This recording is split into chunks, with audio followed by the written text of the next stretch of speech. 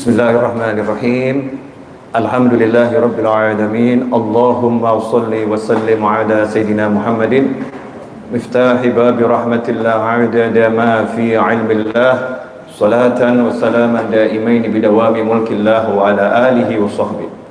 Allahumma salli ala Sayyidina Muhammadin salatan taftahu biha lana futuhal arifin wa tufaqihuna biha fid din wa ala alihi wa sahbihi. Assalamualaikum warahmatullahi wabarakatuh. Sahabatku kaum muslimin dan muslimat di Masjid Raya Bintaro Jaya dan dimanapun berada, alhamdulillah malam hari ini Allah beri kita kesempatan, Allah beri kita kekuatan untuk duduk bersama di rumahnya Allah Ta'ala. Ini adalah anugerah yang kita seringkali tidak menyadari sebagai anugerah. Tidaklah masuk ke dalam rumahnya Allah dengan niatan yang baik kecuali orang-orang yang dijamin keluar darinya sudah terampuni dosa-dosanya. Amin. Karena tamunya Allah. Ya, tamunya Allah itu paling sedikit itu hadiahnya diampuni sama Allah. Nah, itu paling sedikit. Belum lagi bonus-bonus yang lain. Masih banyak bonus. Pada malam hari ini insya Allah kita akan bersama-sama belajar. Dan sebelum belajar, mari kita bacakan surat Al-Fatihah untuk seluruh pejuang yang gugur di dalam memerdekakan bangsa yang kita cinta ini, minal muslimin wal muslimat. Semoga beliau-beliau oleh Allah Ta'ala dikumpulkan dalam kelompok para syuhada dan para solehin, para anbiya wal mursalin, dijadikan kuburnya sebagai taman-taman surga, ditinggikan derajatnya di sisi Allah Ta'ala, dan semoga kita mendapatkan barokah dari keberkahan yang Allah berikan kepada beliau-beliau. Allah berikan kepada kita nikmat yang Allah berikan kepada beliau-beliau, dan mudah-mudahan kita semua bisa menjadi generasi penerus yang meneruskan pengorbanan beliau dengan amal soleh di negeri ini, dan menjadikan negeri ini negeri yang semakin barokah, negeri yang semakin makmur, negeri yang semakin sentosa, dan mudah-mudahan kita semua setelah usia panjang dalam segala kebaikan kenikmatan kelak wafat dengan husnul khatimah. Ala hadiniyah al-Fatihah.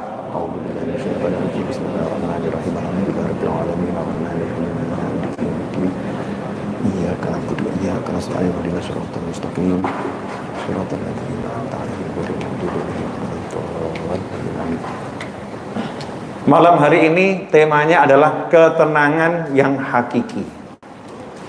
Ketenangan yang hakiki. Banyak orang tenang tapi risau. Ya, banyak orang dia tenang tapi sebetulnya tenangnya enggak tenang. Tenangnya dalam kerisauan. Banyak orang yang bergerak, beraktivitas, bekerja, bermasyarakat, tapi hatinya enggak tenang. Dan tidak sedikit orang yang masuk sholat berjamaah, selesai sholat, keluar dari masjid, galonya nambah. Waktu di masjid, alhamdulillah, kena hawanya masjid, hawanya jamaah, galonya pergi. Begitu keluar dari masjid, galonya nambah. Karena setan-setan gak akan membiarkan muslimin muslimat mendapatkan sakinah, mendapatkan itmi'nan, mendapatkan ketenangan jiwa, kenyamanan jiwa. Selalu hati ini diberi godaan-godaan. Alladzi yuwaswisu fi sudurin nasi minal jinnati wan nas. Nah, kita akan bahas ini insyaallah dalam waktu kurang lebih 40 menit. Kalau saya nggak salah azan isyaknya jam 19.08 kurang lebih ya. Nah, jadi masih ada waktu kurang lebih sekitar 40 menit. Ya, mudah-mudahan barokah, amin. Yang pertama, tenang itu tempatnya bukan di fisik. Tenang itu tempatnya bukan di fisik. Tenang itu tempatnya di dalam hati. Tetapi ketenangan dalam hati juga nggak akan tercapai kalau fisiknya nggak tenang. Makanya orang sholat itu tidak boleh melakukan gerakan besar 3 kali berturut-turut. Kalau melakukan gerakan besar 3 kali berturut-turut, batal sholatnya. Ya batal sholatnya. Kenapa? Gak tenang. Makanya ketika ada orang sholat, dia sholat sambil mempermainkan atau memainkan jenggotnya, pegang-pegang jenggotnya, mainkan jenggotnya. Selesai sholat, waktu itu dia lagi sholat sunnah, selesai sholat, Rasul mengatakan, ulangi sholatmu. Kamu belum sholat. Kenapa? Karena dia tidak mendapatkan ketenangan di fisiknya nggak khusyuk. Karena itu tenangnya hati, jangan kita mengatakan, oh fisik saya nggak tenang, nggak masalah, yang penting hati saya tenang. Hati yang tenang akan membuat fisiknya tenang, pikirannya tenang, tangannya tenang, nggak kemurungsung, orangnya nyantai. Ya orangnya nyantai, bukan lambat, tapi nyantai. Fisiknya tenang, pikirannya tenang, matanya tenang, telinganya tenang, sehingga hidupnya nyaman. Nah, sementara saat ini kita tidak melatih fisik kita untuk tenang. Naik motor kemurungsung, warga motor juga kemurungsung. Ya, semuanya serba tergesa-gesa. Itu mempengaruhi hati. Fisik ini yang nggak tenang menjadikan hati juga nggak tenang. Karena itulah dahulu baginda Muhammad sallallahu alaihi wasallam, yang mana kita tahu Rasulullah ini manusia yang paling tenang, zahiran wa batinan. Para sahabat manusia-manusia yang tenang, zahiran wa batinan. Tapi kita lihat Nabi Muhammad SAW, beliau khalwat di gua Hira, menyepi di dalam gua di atas gunung, dan tubuhnya tenang, khusyuk, gak bergerak. Untuk apa itu? Mencontohkan, kalau kamu pengen dapat hati yang tenang, jadikan fisikmu tenang. Makanya kalau kita lihat masuk masjid zaman sekarang ini, lihat diri kita, maka kita tidak mencerminkan orang-orang yang sholat yang mendapatkan ketenangan. Kenapa? Karena dalam sholatnya, Masya Allah, tubuh kita full gerakan, saudara-saudara. Sebentar kita garuk-garuk, sebentar kita usap-usap, sebentar badan kita bergerak begini, penuh gerakan. Sementara orang-orang soleh terdahulu dalam sholatnya dikatakan seperti tiang bangunan, sehingga kalau dilihat sampai tetangganya mengatakan, anak tetangga, ayah itu tiang yang di situ kok nggak ada lagi, di mana gitu. Maka ayahnya ngomong, nah itu bukan tiang, itu tetangga kita lagi sholat. Yang kamu lihat itu kita lagi sholat tiap malam, sholat malam. Itu yang kamu kira tiang. Saking tidak bergeraknya. Sahabat-sahabat Nabi Muhammad SAW ketika majelis ilmu, majelis zikir, duduk bersama Nabi Muhammad SAW, apa gambarnya? Ketenangan. Kalau sekarang ini di dalam masjid seringkali kita lupa, handphone kita pun gak tenang. Tengah-tengah sholat muncul suara lagu yang aneh-aneh. Ya kita lupa, gak dapatkan ketenangan. Di zaman Nabi Muhammad SAW gak ada sahabat yang di majelis berbicara satu dengan yang lain. Disifatkan ka'anna ala ru'usimut thair, seakan-akan di atas kepala para sahabat bertengger seekor burung. Saking tenangnya fisiknya, sehingga burung bisa bertengger di atas kepala sahabat. Coba kalau sekarang ini burung masuk ke majelis, insya Allah itu kita akan bergerak-gerak. Jangankan burung, baru lalat satu pun membuat kita heboh, saudara-saudara. Enggak tenang fisiknya. Sahabat tenang fisiknya. Ketenangan fisik ini karena apa? Hatinya tenang. Hatinya tenang. Saya mau ambil contoh ya, mohon maaf dengan segala hormat. Kalau kita ada janji sama orang, kemudian kita sholat. Ketika sholat, handphonenya berdering, walaupun getar. Gak ada suara, tapi kelihatan nyala-nyala.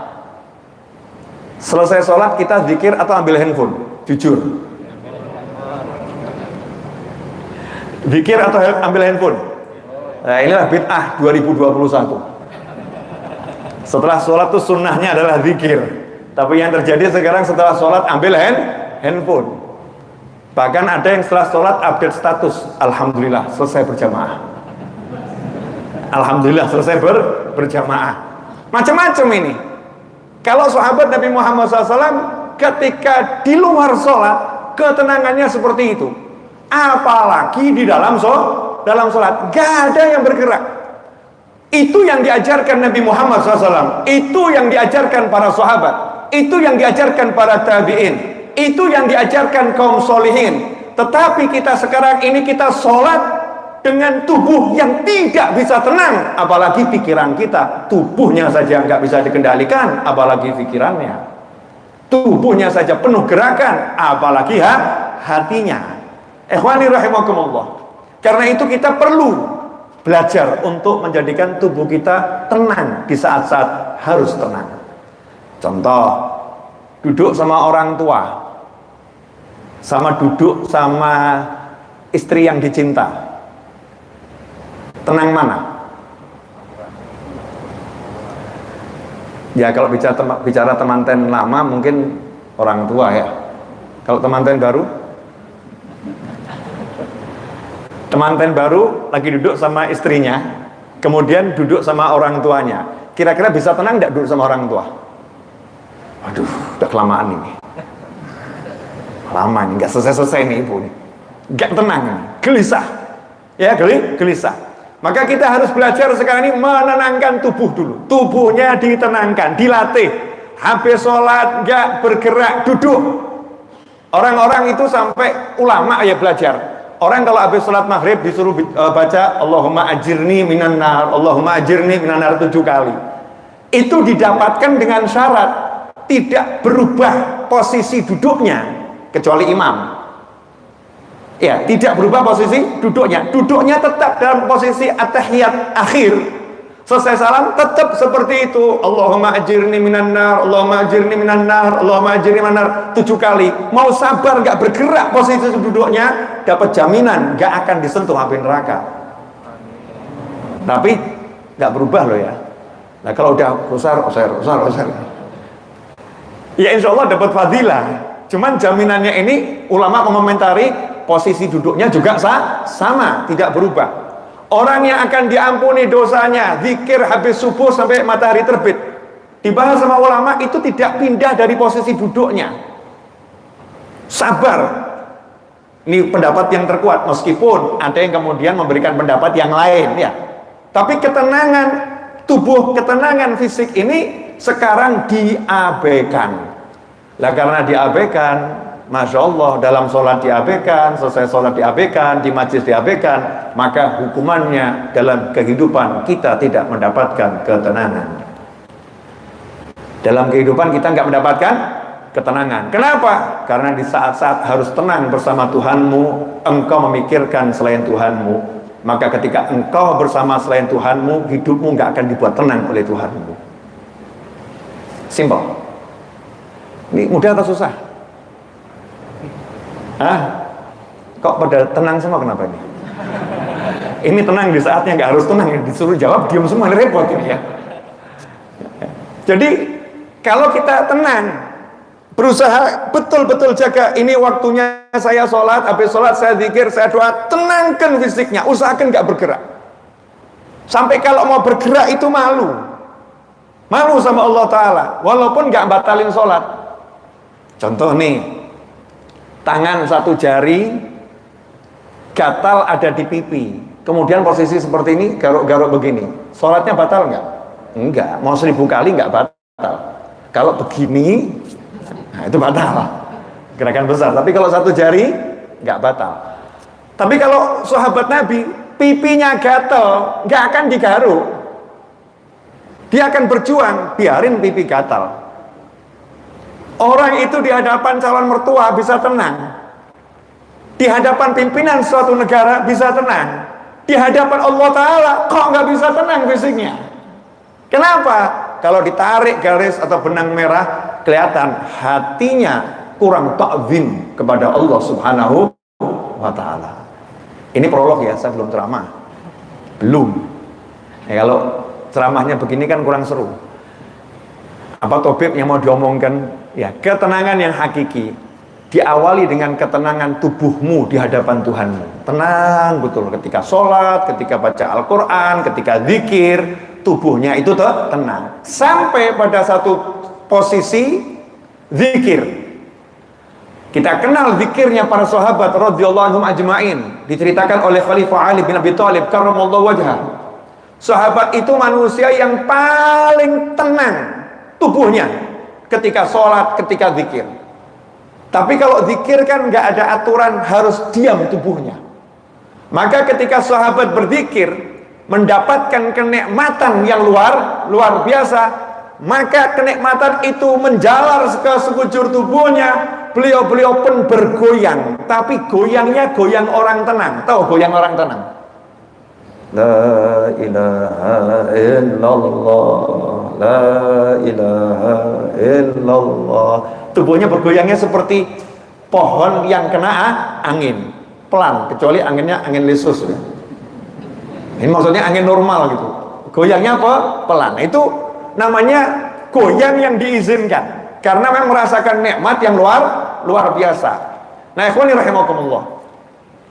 Kalau kita sudah berjuang melatih diri fisiknya tenang, nanti tiba-tiba hati ini nggak usah diapa-apain, mudah tenang, nggak kemurungsung, hatinya nyantai. Makanya kita ini aneh kalau lihat orang-orang di luar Islam, senam yoga, ya, atau ada orang-orang di luar Islam yang kemudian dia bersila, tubuhnya bisa tenang. Kita heran kok bisa begitu ya. Padahal aturan pertama sholat itu tubuh harus tenang. Berarti kita nggak ngelatih. Berarti kita nggak perhatian nih sama aturan sholat. Berarti kita anggap sholat yang penting berdiri. Udah qiyam berdiri, mau berdirinya tubuhnya sampai begini-begini nggak masalah, nggak batal sholatmu. Saya nggak bicara batal atau nggak batal, tapi bagaimana sholat kita bermakna untuk kita di hadapan Allah Subhanahu wa Ta'ala. Ternyata di situ tenang. Orang ruku, tumak ninah ketika ruku itu harus sekujur tubuh tenang. Allahu Akbar, ruku. Sekujur tubuh harus tenang, sekedar bacaan subhanallah. Jadi kalau ruku begini, masih ada tangannya yang gerak-gerak, ya, kepalanya masih gerak-gerak, ini belum tumak ninah itu. Tumak ninah sekujur tubuh tenang, walaupun cuma sesaat, subhanallah, baru dia dapatkan itu ruku. Kalau enggak, belum dapatkan ruku. Kalau kita pelajari syariat Islam, ternyata ketenangan fisik itu sangat ditekankan. Nah, itu udah usah kita bahas. Saya cuma mau ngasih tahu bahwasanya syariat Islam itu betul-betul luar biasa, detil. Makanya kalau nanti dikaitkan dengan kemajuan zaman sekarang ini, kita nggak kaget lagi. Oh, di Islam udah diajarkan itu. Oh, semua udah diajarkan oleh Allah. Oh, udah diajarkan oleh Nabi Muhammad SAW. Nggak jadi orang yang gumunan, kata orang Jawa. Tidak gumunan. Jangan gumunan. Kenapa? Di Al-Quran semua udah ada, di hadits Nabi semua udah ada, di ajaran ulama semua sudah ada. Ikhwani rahimakumullah. Itu ketenangan yang paling kecil. Nah, terus ketenangan yang besar yang mana? Ini yang sekarang banyak orang kehilangan. Ayo, yang kecil aja nggak dapat, apalagi yang besar. Maaf, saya mau nanya, tolong dijawab sejujur-jujurnya. Boleh ya? Kalau kamu punya uang di suatu tempat penyimpanan, entah di bawah kasur, entah di dalam pohon, entah itu di suatu instansi keuangan, dimanapun kamu punya uang, jumlah uangmu 100 miliar. Allahumma amin. Amin, gitu loh ya. Songkok gede, amin. Yang berikutnya jangan diamini. Tiba-tiba pagi-pagi kamu dikasih berita bahwasannya uangmu hilang, tidak ada di tempat itu. Nanya, tenang atau remuk? Tenang atau remuk? Remuk. Remuk itu bahasa Indonesianya apa? Lebih dari hancur, remuk gitu ya. Hancur pol. Galau atau enggak galau? Kenapa galau? Uangnya hilang, galau. Kenapa uang hilang buat kamu galau? Cuma duit kok. Loh mulai itu. Ini Habib ini aneh juga ya. 100M lebih. Lah ya, 100M hilang. Galau. Kenapa uang buat kamu galau?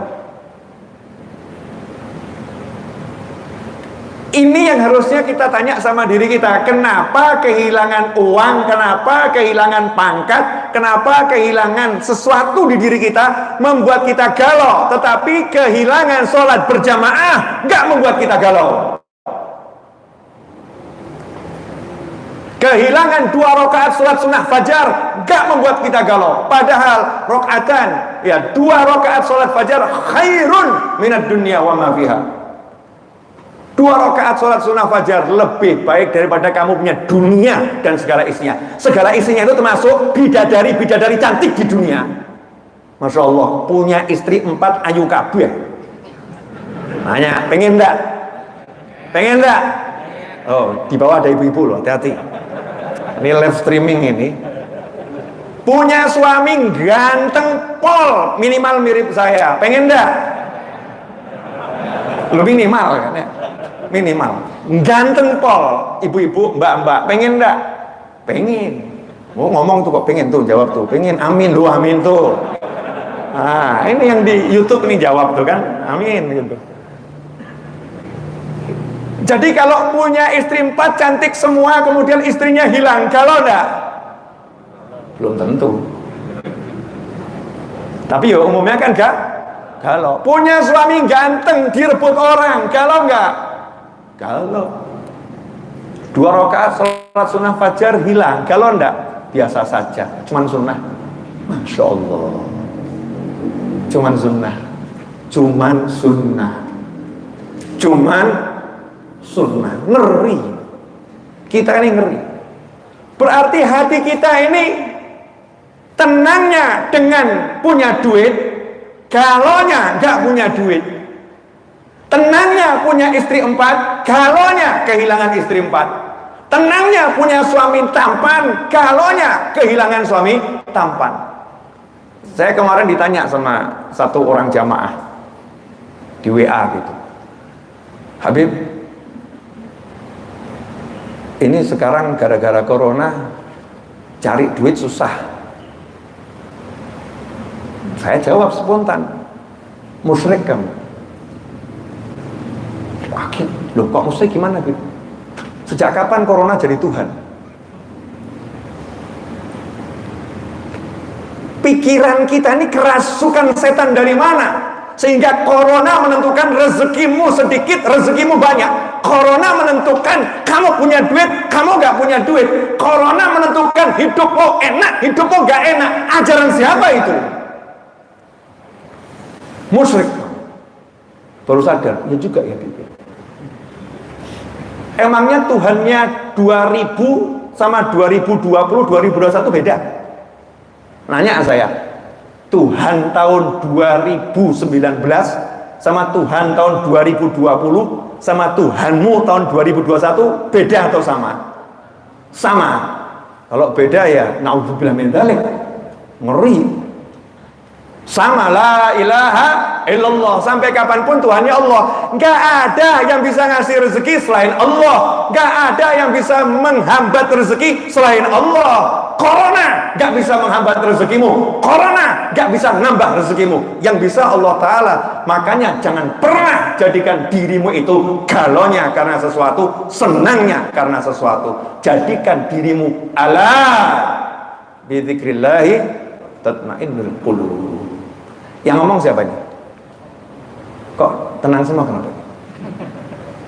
Ala bidzikrillahi tatmainnul qulub. Yang ngomong siapa?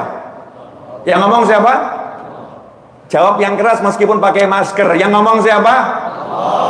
Allah bilang ala bidzikrillahi tatmainnul qulub. Hei Naufal bin Muhammad Al-Idrus, ilmumu sebanyak apapun gak bisa buat kamu tenang kalau kamu gak ingat sama Allah. Hartamu sebanyak apapun gak akan buat kamu tenang kalau kamu gak ingat sama Allah. Kemiskinan tingkat seperti apapun gak akan buat kamu galau kalau kamu ingat sama Allah. Yang bisa menenangkan hatimu hanya aku, bukan yang lain.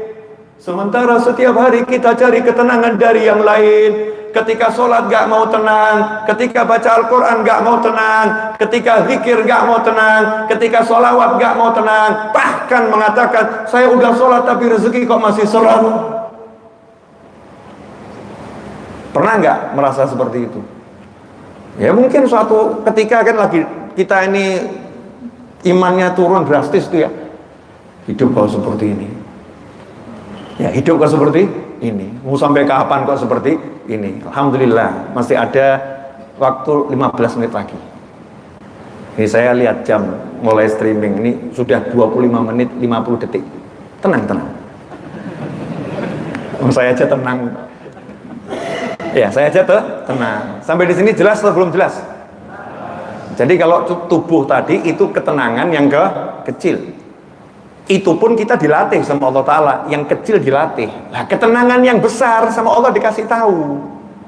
Nah saya tuh herannya sama manusia, dikasih tahu sama yang membuat kok nggak percaya loh. Yang buat kita siapa? Kalau Allah yang ngasih tahu percaya nggak? Nyatanya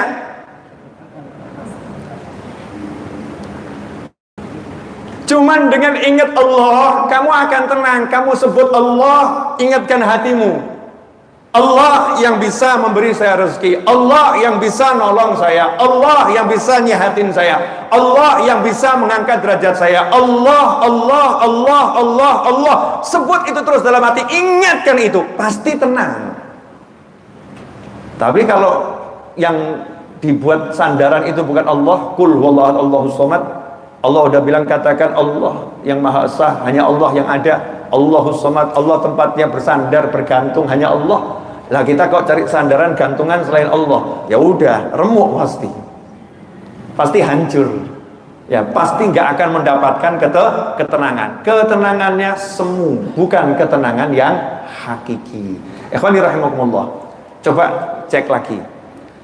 Di tubuh manusia ini ada setan. Ya, ada nggak setan? Ada. Allah bilang, alladzi yuwaswisu fi sudurin nasi minal jinnati wan nas. Dah saya kasih sedikit tafsirnya ayat ini, mau? Jangan banyak-banyak. Qul a'udzu birabbin nas. Yang ngucap qul siapa? Allah. Allah bilang kepada Nabi Muhammad SAW, katakan kepada semuanya. Jadi kalau nggak ada Nabi, kita nggak dapat ini. Ini Allah ngasih apa ya, bocoran gitu ya, ngasih informasi lewat Nabi Muhammad SAW. Qul, katakanlah, qul a'udzu birabbin nas. Allah yang ngajarin cara berlindung, ngajarin cara berlindung. Kira-kira kalau yang ngajarin Allah itu berarti perlindungannya biasa atau luar biasa? Luar biasa. Kita disuruh baca pagi 3 kali, malam 3 kali. Mau tidur juga suruh baca. Tapi kita baca nggak? Aman-aman saja. Oh kita nggak butuh perlindungannya Allah, nggak usah dibaca. Setan kayak manusia nggak nakutin, jadi nggak usah. Allahnya ngajarin, qul a'udzu birabbin nas, malikin nas, ilahin nas. Nggak cuma satu loh, beda dengan qul a'udzu birabbil falaq min syarri ma khalaq. Surat Al-Falaq itu cuma satu, qul a'udzu birabbil falaq. Katakanlah aku berlindung ya dengan Tuhannya yang mengurusi waktu datangnya kegelapan. Masya Allah, satu tok. Yang dipakai nama Allah satu. Tapi kok An-Nas 3 ya? Qul a'udzu birabbin nas, malikin nas, ilahin nas. Yang pertama sebagai rububiyah yang maha ngurusi manusia, malikin nas ya maharajanya manusia, baru ilahin nas. Untuk apa? Nah ini bedanya. Kalau Al-Falaq itu urusannya sama jasmani. Jasmani itu penting untuk kita berlindung, tapi cukup satu saja nama Allah yang dipakai, jasmani. Dari sihir, ini jasmani, fisik. Tapi kalau An-Nas, ini perlindungan bukan fisik, perlindungan hati. Karena perlindungan hati, bagian yang paling penting dari manusia adalah hati. rohani paling penting, maka perlindungannya nggak cukup 1 sampai 3 nama Allah dipakai. Qul a'udzu birabbin nas, malikin nas, ilahin nas, min syarril waswasil khannas. Dari keburukan al-waswas al-khannas. Siapa al-waswas al-khannas? Setan. Dari keburukan setan yang sifatnya itu suka membisik-bisikin. Nanti kalau disebut nama Allah, dia lari pergi. Orangnya zikir, dia pergi. Orang yang nggak zikir, dia kembali. Ini al-khannas. Alladzi yuwaswisu fi sudurin nas. Al-khannas ini kerjanya bisik-bisikin di sudurin nas. Bukan di hati manusia ya. Nggak ada terjemahannya di hati manusia. Di mana? Sudurin nas, dada manusia. Nah, kenapa dikatakan di dada manusia? Ini detailnya Al-Quran. Kenapa yang namanya setan pembisik ini bisikinnya di dada bukan di hati? Karena hati tempat suci, hati tempat sakral, hati dilindungi oleh Allah Subhanahu wa ta'ala. Setan gak diizinkan masuk ke dalam hati. Setan cuman boleh nyampe ke pelataran hati, sodor, halamannya hati. Kayak kalau kita belajar tafsir nanti jadi enak paham. Alladzi yuwaswisu fi sudurin nas, di pelataran hati. Setannya datang ke situ, di pelataran hati. Ibarat hati itu rumah, setannya di halaman. Setannya di halaman tapi bisikin, di luar ada makanan enak loh, yuk keluar, dibisikin. Nah, kalau hati ini mendengarkan, maka setannya akan ngajak temennya yang lain. Bayangkan kalau kita mendengarkan bisikan setan terus, halaman hati kita penuh dengan setan. Akhirnya, walaupun nggak masuk, sama dengan masuk. Alladzi yuwaswisu fi sudurin nas minal jinnati wan nas. Ada setannya dari golongan jin, ada setannya dari golongan manusia. Itu tafsir yang pertama. Tafsir yang kedua, setannya bisikin jin dan setannya juga bisikin manusia. Jin yang beriman dan manusia yang beriman sama-sama dibisiki oleh setan. Dua tafsir.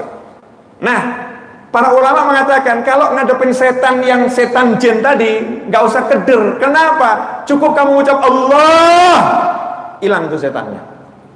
Tapi kalau setannya itu manusia, kamu hatamkan Al-Quran di hadapannya, nggak akan hilang dia. Setan manusia ini nggak ngeri, makanya kita suruh sering baca surat An-Nas ini, biar kita diselamatkan dari bisikan-bisikan tersebut. Nah ini yang buat gak tenang. Yang gak buat tenang ini karena hati dibiarkan dibisikin macam-macam. Termasuk untuk kita, bisikan setan yang paling mujarab adalah besok kamu mau makan apa, kalau dipecat nanti gimana kamu ngasih makan anak dan istrimu, kalau kamu nggak punya pekerjaan nanti kamu hidupnya bagaimana, kamu nanti khauful faqr, takut nggak punya. Itulah bisikan paling mujarab yang digunakan oleh syaitan. Takut nggak punya. Nanti kalau pangkatmu turun gimana? Nanti kalau jabatanmu jatuh gimana? Nanti kamu kalau nggak jadi lurah lagi gimana? Nanti kalau kamu nggak jadi direktur lagi gimana? Nanti kalau kamu nanti gimana? Tapi nggak pernah ada bisikan. Nanti kalau kamu nggak sholat berjamaah gimana? Nggak ada. Nah ini. Nah gimana caranya tenang? Allah ngasih tahu. Yang ngasih tahu Allah loh ya. Ala bidzikrillahi tatmainnul qulub. Ketahuilah, hanya dengan ingat sama Allah kamu tenang. Hatimu tenang. Makanya nanti ketika seseorang itu meninggal dunia, yang boleh pergi ke surga siapa yang dipanggil sama Allah? Ya ayyatuhan nafsul mutmainnah. Hei jiwa yang tenang, jiwa yang bergejolak mampir dulu. Naudzubillah min dzalik. Jiwa yang tenang. Makanya kalau kita ini nggak tenang dengan janjinya Allah, nggak tenang dengan jaminannya Allah, nggak tenang dengan Allah menjamin saya kasih kamu rezeki, nggak tenang Allah menjamin aku yang ngurus jagat raya. Jagat raya ini yang ngurus aku, bukan siapapun. Nggak tenang dengan kalimat Allah tersebut, maka nanti naudzubillah min dzalik, meninggal dunia, jiwanya nggak dipanggil sebagai jiwa yang tenang, berarti jiwanya nggak dibawa ke surga. Naudzubillah min dzalik. Jadi sebetulnya simpel. Kalau mau tahu kira-kira kita ini masuk mana, surga atau neraka, simpel. Saat ini kita tenang tidak dengan janjinya Allah? Kok jadi tenang semua, kenapa? Sederhana kan ya? Simple. Nah inilah ketenangan yang hakiki. Tenang dengan Allah. Tenangnya itu karena punya Allah. Pertanyaan terakhir saya sebelum saya akhiri. 8 menit lagi selesai. Tenang. Jangan nggak tenang. Kalau kamu punya uang 100 M, nanya ya, kamu pengen beli mobil, tenang enggak?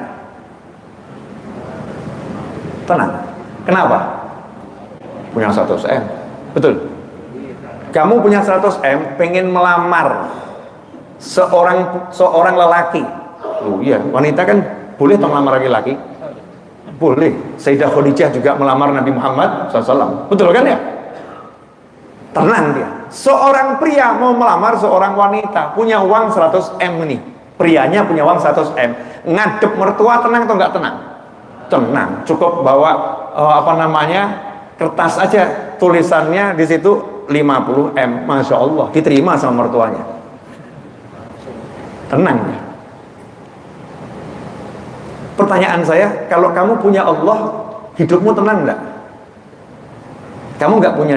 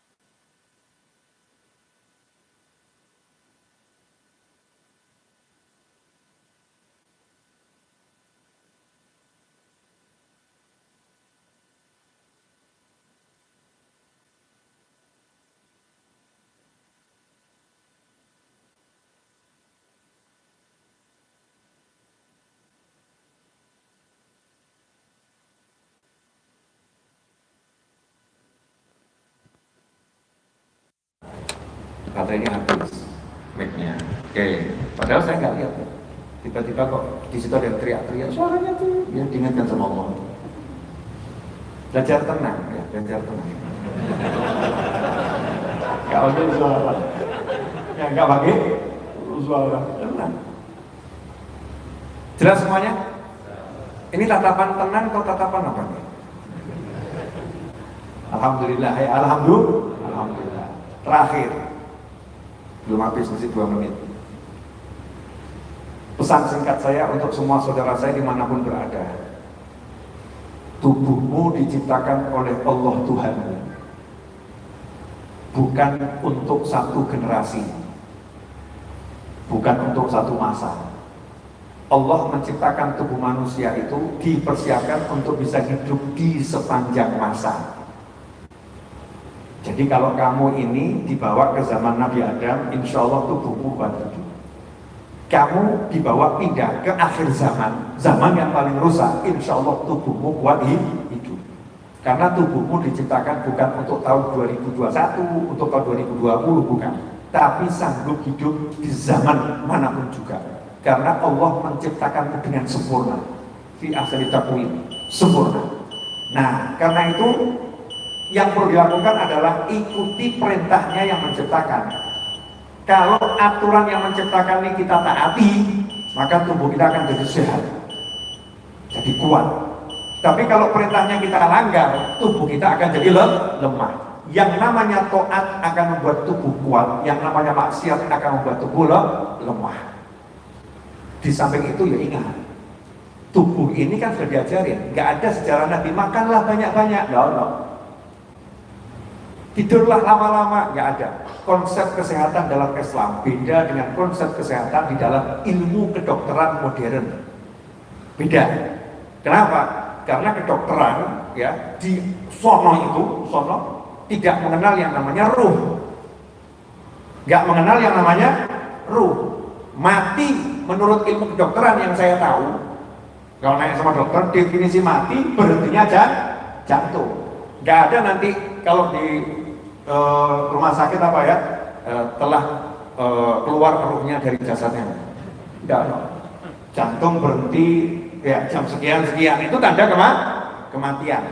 Nggak dibahas ruh. Makanya nggak ada dokter ngasih resep ya ini nanti kamu baca zikir 200 kali, kemudian nanti kamu minum vitamin C. Nggak ada resep begitu. Resep buat ruh ini nggak ada, karena dokter hanya mengurusi fisik. Sebab di dunia sono, di luar Islam, ada orang-orang yang nggak percaya adanya ruh. Dia cuma percaya manusia ini fisik. Setelah itu selesai. Nggak semuanya percaya, nggak semuanya percaya ada ruh. Beda dengan Islam. Islam itu ada jasad yang harus dijaga, ada ruh yang harus dipersedikit makan. Semakin sedikit makanmu, semakin kuat jasadmu. Nggak masuk akalmu. Tapi buktinya orang-orang Jawa Tempo dulu. Orang-orang Jawa Tempo dulu itu makannya sedikit, tapi bisa bangun Borobudur. Kita makannya banyak, angkat genteng nggak kuat. Pak, maksud saya ya, ini cuma permisalan. Orang dulu makannya sedikit, tapi bisa punya, Masya Allah, kelebihan-kelebihan yang luar biasa. Sahabatnya Nabi itu, cek sejarah sahabat. Ada sahabat bisa makan banyak-banyak. Nabi Muhammad SAW 3 hari berpuasa nggak makan. Ramadan 17 Ramadan perang Badar. Dalam keadaan puasa perang menang. Ya, perang menang dalam keadaan puasa. Sedikit makannya sedikit. Makanya dikatakan sahabat sehat-sehat, Nabi sehat. Kenapa? Karena makannya sedikit. Nah, sementara kita banyak yang sakit. Kenapa? Sedikit-sedikit makan. Sedikit-sedikit makan. Jadi kambing pun lihat kita heran. Heran kan? Karena kambing itu hanya makan ketika lapar. Begitu kenyang kamu kasih rumput, nolak dia. Betul nggak? Nolak, nggak mau. Tapi kita kenyang, habis makan sate, dikasih durian, sikat. Kapan lagi kan gitu ya? Jadi kambing lihat kita heran, nih manusia ini Masya Allah, luar biasa. Nah ini, mari kita kembalikan ke aturan yang diajarkan oleh Allah Ta'ala. Makan, minum, tapi jangan berlebihan. Halalan, thayyiban. Gak cuma halal, itu buat ruhmu, thayyib itu buat fisikmu.